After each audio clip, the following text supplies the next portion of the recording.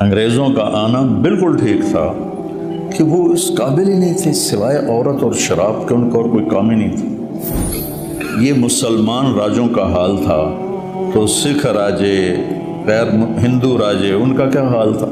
سب عورت کے پیچھے، شراب کے پیچھے، گانے بجانے کے پیچھے، بالکل نااہل، اتنے بے حس ہو چکے تھے مقامی لوگ۔ اور پھر 1799 میں ٹیپو سلطان شہید کر دیے تو انہوں نے کہا اب ہندوستان ہمارا ہے، سارے ہندوستان پہ قابض ہو گئے، مقامی لوگوں کو اپنی فوج میں شامل کر۔ ٹیپو سلطان پہ جب حملہ کیا تو حیدرآباد کا نظام کم بخت انگریز فوج کے ساتھ مل کے ٹیپو پہ حملہ آور ہوا۔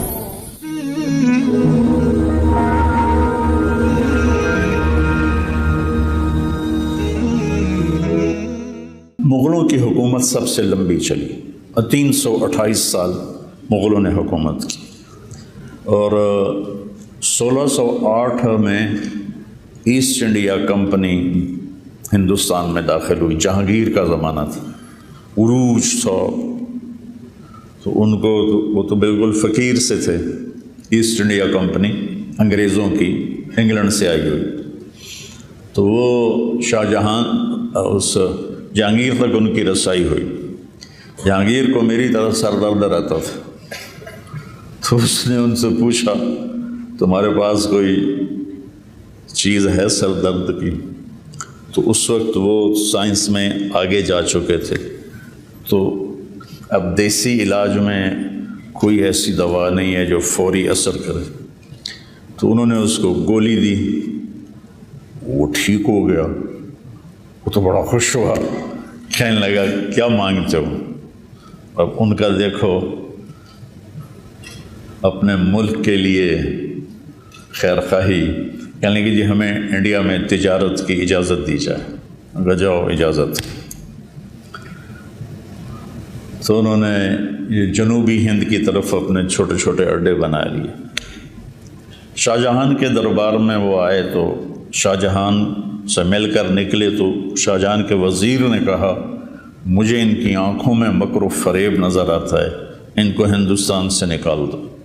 تو شاہ جہان کہنے لگا کیا پدی کا شوربہ، ان کی حیثیت ہی کیا ہے، ان کا ہونا نہ ہونا ہمارے لیے برابر ہے۔ تو بعد میں پتہ چلا وہ پورا ہندوستان ہی کھا گئے۔ تو 1608 میں جہانگیر کا زمانہ تھا جب یہ ایسٹ انڈیا کمپنی آئی، اور پھر وہاں انہوں نے اپنے اڈے بنانے شروع کیے۔ آہستہ آہستہ آہستہ مقامی فوج تیار کی، اور مقامی فوج سے 1757 میں سراج الدولہ کو شکست دے کر بنگال پہ قبضہ کر لی۔ مقامی فوج، اتنے بے حس ہو چکے تھے مقامی لوگ، اور پھر 1799 میں ٹیپو سلطان شہید کر دیے تو انہوں نے کہا اب ہندوستان ہمارا ہے، سارے ہندوستان پہ قابض ہو گئے، مقامی لوگوں کو اپنی فوج میں شامل کر۔ ٹیپو سلطان پہ جب حملہ کیا تو حیدرآباد کا نظام کم بخت انگریز فوج کے ساتھ مل کے ٹیپو پہ حملہ آور ہوا۔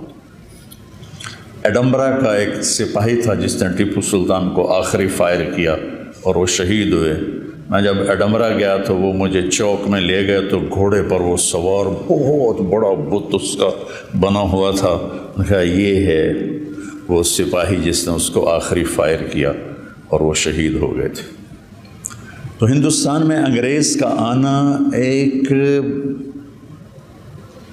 عجیب و غریب واقعہ ہے، لیکن کوئی اس میں دوسری رائے نہیں ہے کہ ہندوستان اس وقت بڑھ چکا تھا اور راجے مہاراجے حکومت کے قابل نہیں تھے۔ مسلمان راجوں کا حال یہ تھا کہ آصف الدولہ نے ایک حرم لڑکیوں کا بنایا ہوا تھا اور ایک حرم لڑکوں کا بنایا ہوا تھا۔ کبھی وہ لڑکوں سے شوق فرماتے تھے اور کبھی لڑکیوں سے شوق فرماتے تھے۔ یہ اودھ کے نواب تھا کم بخت یہ،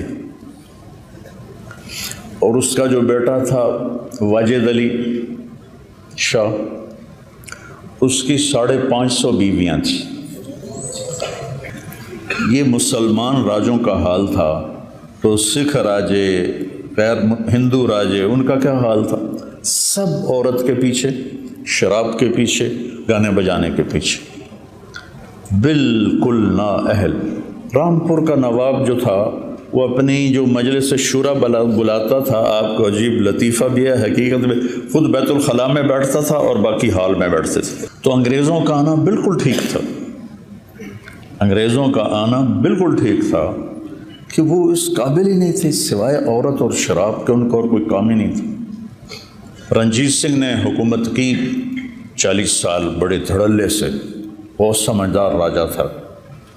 یہ گجرانوالے کا تھا، ایک چھوٹے سے چودھری کا بیٹا تھا، تو اپنی قابلیت پر ان پڑھ تھا، پورے پنجاب کا حکمران بنا۔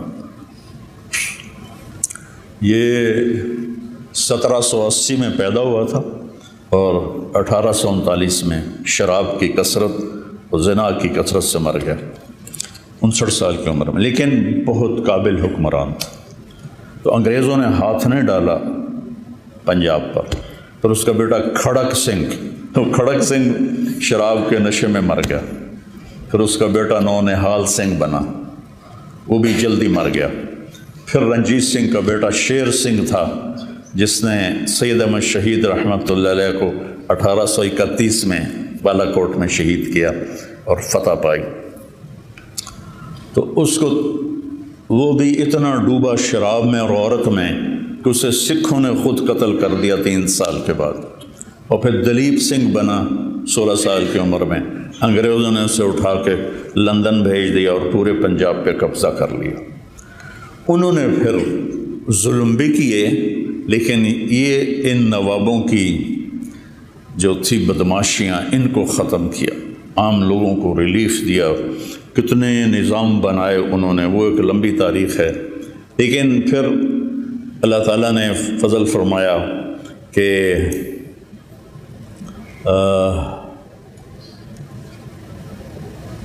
1906 میں مسلم لیگ کی بنیاد رکھی گئی۔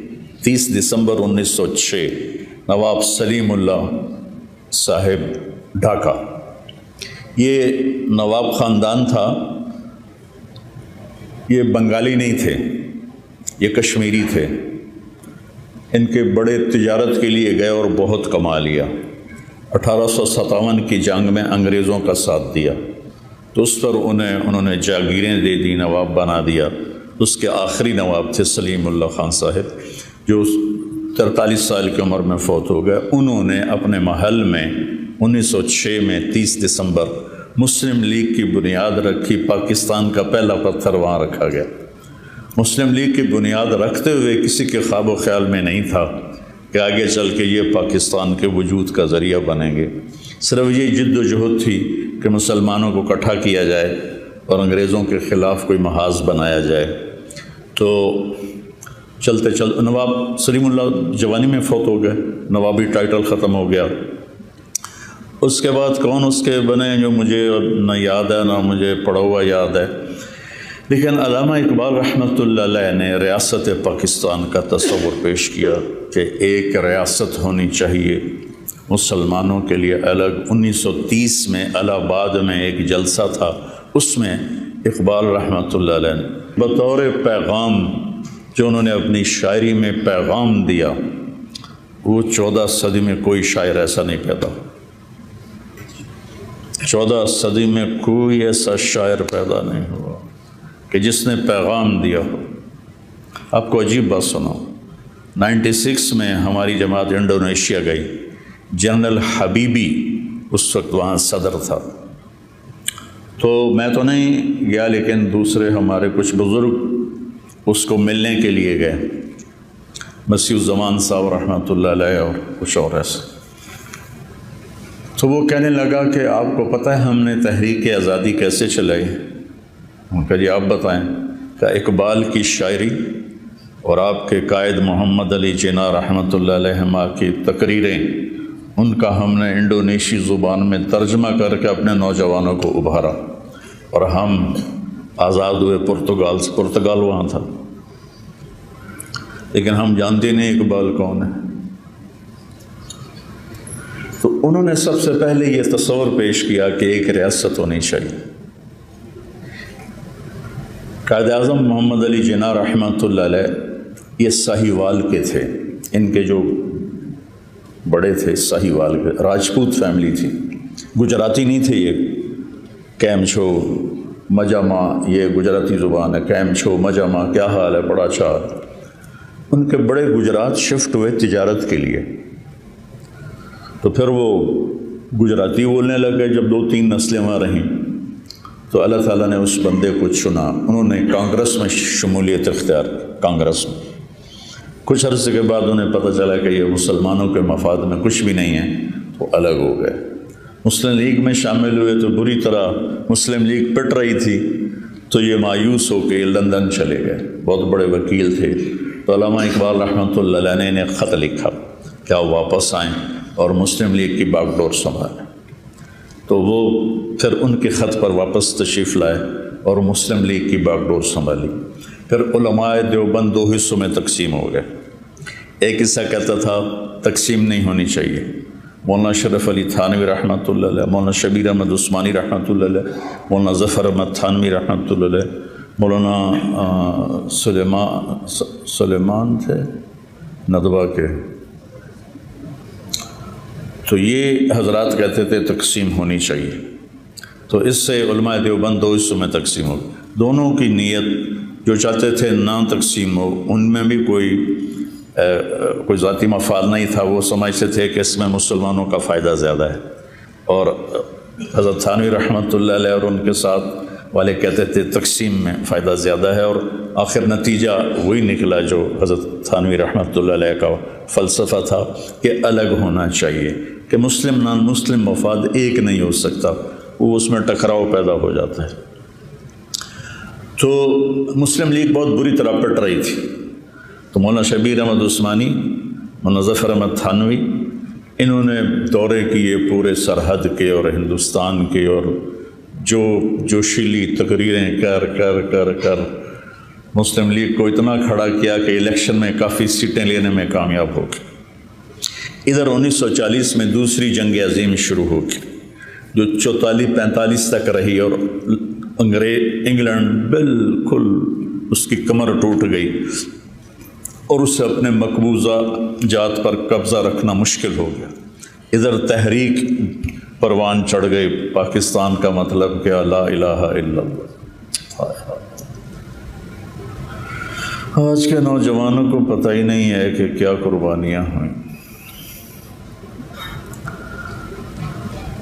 تو آخر کار انگریزوں کو ہارنا بھی پڑا اور وہ مجبور بھی ہو گئے تھے، دونوں چیزیں تھیں، قبضہ رکھ نہیں سکتے تھے، سارا کچھ برباد ہوا پڑا تھا، اور ادھر مسلمانوں میں بھی ایک جوش اور تحریک اٹھی ہوئی تھی، ہندوؤں میں بھی اٹھی ہوئی تھی۔